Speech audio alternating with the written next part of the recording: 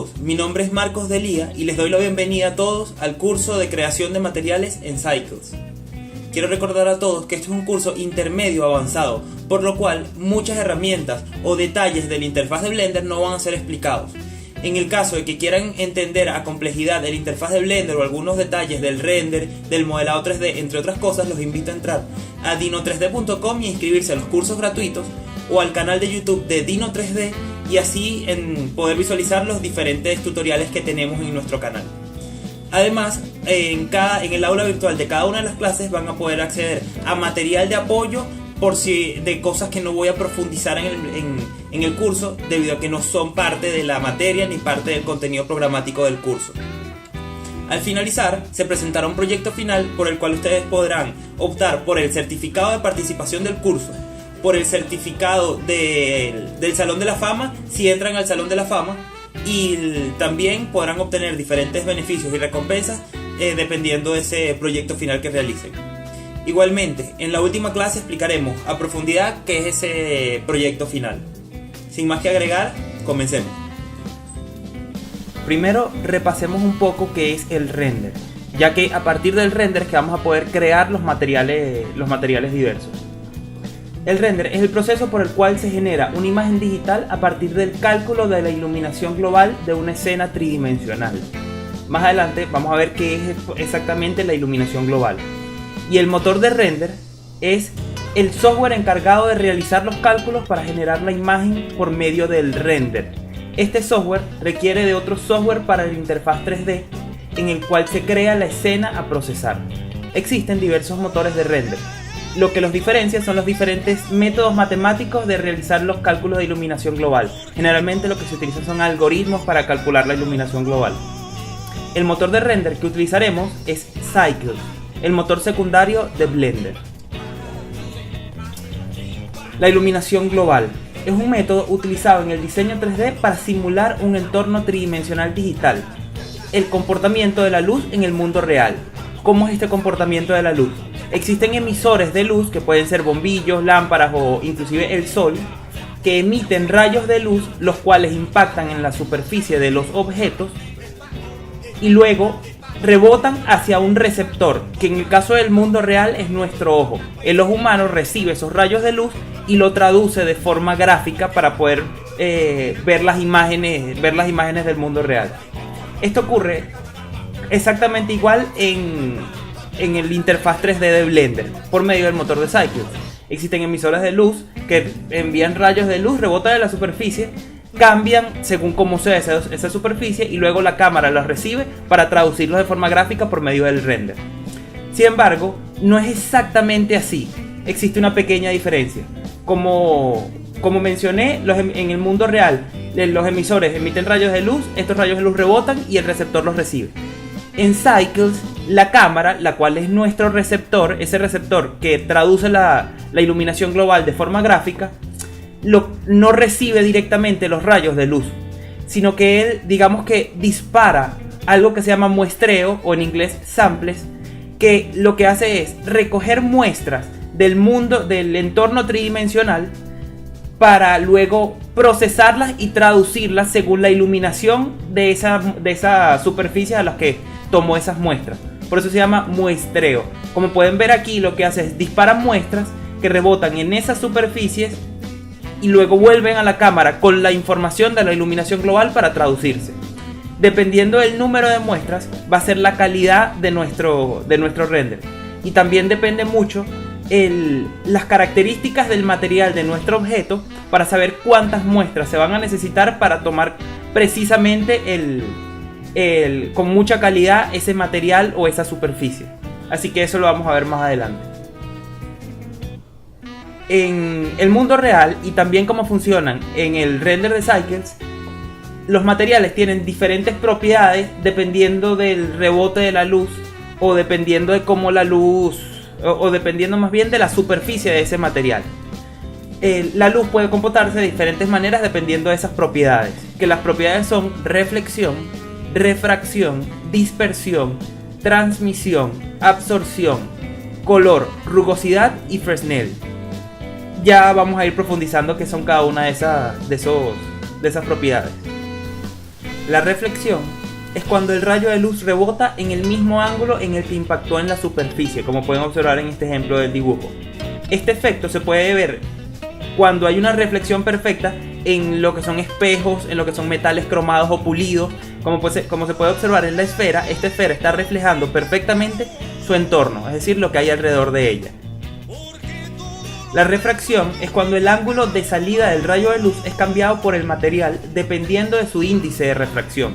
Este efecto se puede visualizar fácilmente cuando uno ve a través de un vidrio, a través de un vaso o a través de unos lentes, debido a que cuando el rayo de luz atraviesa esos lentes, ese material transparente, es modificado y distorsiona la imagen que se ve a través de él. Como puede observar en la imagen, se puede observar una esfera con un índice de refracción de 1.1 y abajo una esfera con un índice de refracción de 1.45. Los diferentes materiales tienen diferentes índices de refracción. Por ejemplo, el agua tiene un índice de refracción de 1.33 y el cristal o el vidrio común tiene un índice de refracción de 1.45. La dispersión es cuando el rayo de luz es dispersado en todas direcciones al impactar en la superficie. Al modificar el ángulo de la dispersión se puede crear el efecto óptico de rugosidad. Como puede observar, el rayo de luz entra en la superficie y este se dispersa al rebotar. Dependiendo del ángulo de esa dispersión, se puede observar en el ejemplo 1 con una rugosidad de 0,1 que se puede apreciar todavía el reflejo de la esfera, pero con rugosidad de 0,1 se hace más difícil apreciar la reflexión de esa esfera, ya que se ve más rugoso ese material. Sin embargo, esta dispersión es una forma de agregar rugosidad óptica, no geométrica o física del objeto. Más adelante vamos a ver eso. La transmisión es simplemente cuando los rayos de luz atraviesan el objeto. La transmisión puede ser limpia, como se observa en el ejemplo. Es decir, el rayo de luz atraviesa directamente el objeto sin ser distorsionado. Pero se pueden también apreciar formas de transmisión con índice de refracción o con reflexión. Cuando vemos a través de un vidrio, significa que el rayo está atravesando la superficie, está atravesando ese material. Y se puede decir que es un material de transmisión también, aunque también puede tener, como indiqué, refracción y reflexión. La absorción es cuando los rayos de luz, al impactar la superficie o el volumen de ese objeto, son absorbidos. Se puede observar en la imagen como en la primera imagen se puede observar absorción volumétrica, ya que los rayos de luz impactan en el volumen del objeto y son absorbidos dependiendo de la densidad del objeto, como se puede observar también en el ejemplo del dibujo. Y en el segundo ejemplo de la imagen se puede observar la absorción superficial, que es cuando estos rayos de luz apenas ingresan un poco, es decir, impactan superficialmente en la superficie y esta superficie los absorbe. La absorción superficial se puede visualizar principalmente en objetos como la piel o como la cera de la vela, o no sé si ustedes han visto el efecto que se puede ver cuando se pone una linterna o algún emisor de luz a través de la piel humana, que la piel se pone como rojiza, se pone roja.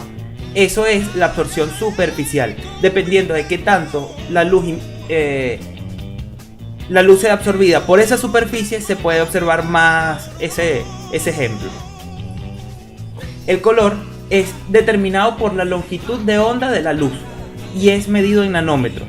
Esta longitud de onda determina el color que se va a ver. Por ejemplo, el espectro luminoso, el espectro visible de los rayos de luz, de las ondas de luz, puede ser visible desde los 400 hasta los 700 nanómetros de longitud de esa onda, que es desde el violeta de 400 nanómetros hasta el rojo de 700 nanómetros.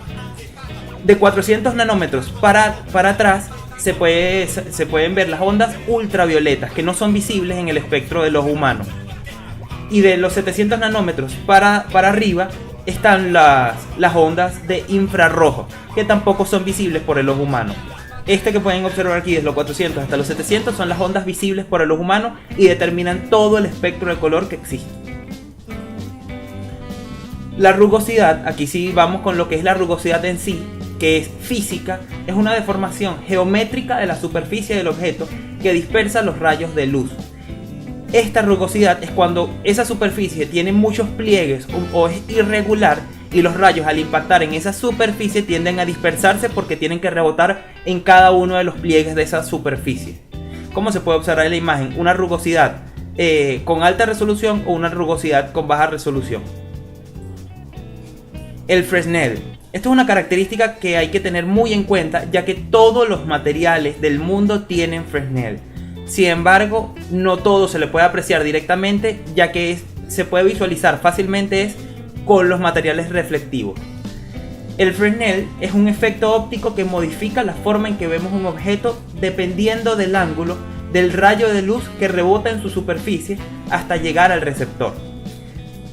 Para entenderlo hay que ver los ejemplos. Por ejemplo, cuando el rayo de luz que rebota en la superficie y luego llega al receptor tiene un ángulo de rebote menor, se puede apreciar una característica del material, en este caso el color rojo.